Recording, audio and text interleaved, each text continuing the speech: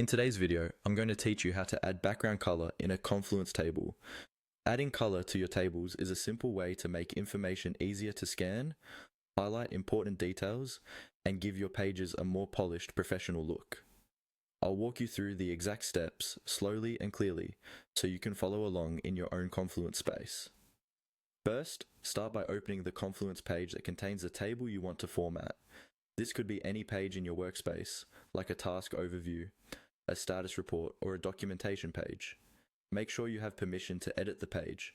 If you can't see the edit controls, you may need to ask your admin or page owner for access.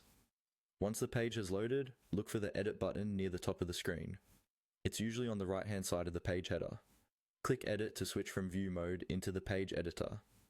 You'll know you're in edit mode when you see the page content inside an editable area with a formatting toolbar at the top. Now, scroll to the section where your table is located. Click anywhere inside the table to select it.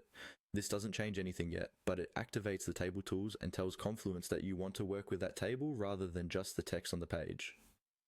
When the table is selected, look closely inside the table itself. You should see a small arrow icon appear, usually in the top row or near the cell that's currently active. This arrow opens additional table options. Go ahead and click on that small arrow.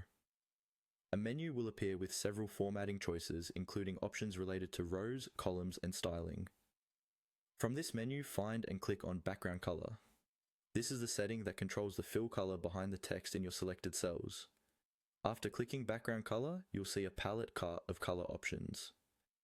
Now, simply choose the color you want to apply. You can select a subtle shade to group related data, a bold color to draw attention to important cells,